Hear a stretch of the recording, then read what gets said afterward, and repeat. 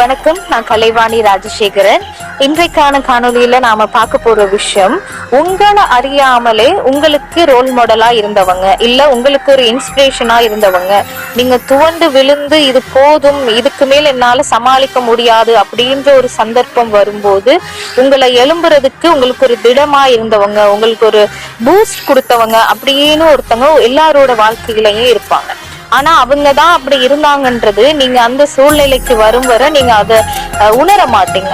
அப்படி எல்லாரோட வாழ்க்கையிலையும் ஒருத்தர் இருப்பாங்க. அப்படி என்னோட வாழ்க்கையில இருந்தவங்க தான் அமுதாக்கா. நான் படிக்கும் போது நான் தங்கி இருந்த அறைக்கு பக்கத்து அறையில இருந்தவங்க.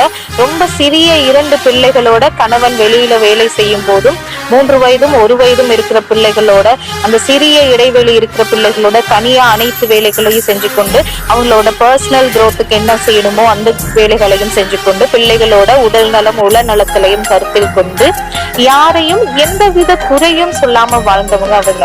என்னோட கணவன் வீட்டால என்ன பார்க்கல, இல்ல எனக்குன்னு எந்த உறவும் இல்லை அப்படின்னு சொல்லி அவங்க ஒரு நாளும் கவலைப்பட்டது கிடையாது.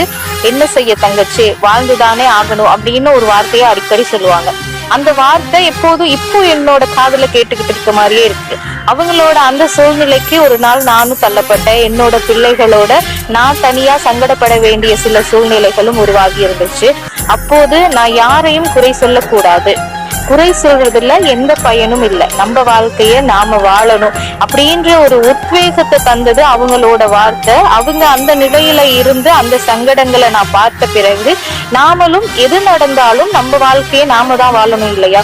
உறவுகள் இருக்கிறவங்க குறை சொல்லலாம், இல்லாதவங்க என்ன செய்வாங்க?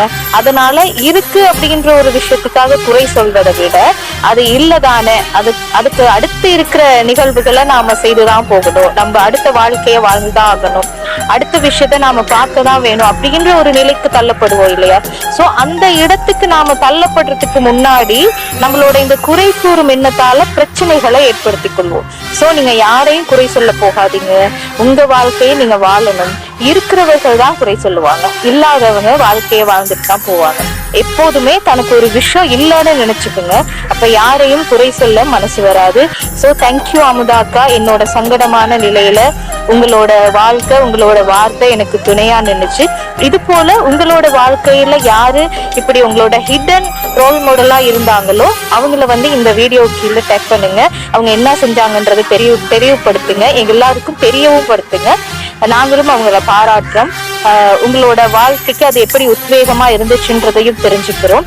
இதன் மூலமா பல பேர் ஊக்கப்படுத்த முடியும், அவங்களோட வாழ்க்கையை ஊக்கப்படுத்திக்க முடியும், மற்றவங்களுக்கு ஊக்கப்படுத்தல தெரிவிக்க முடியும், வாழ்க்கையை வாழ முடியும். நன்றி.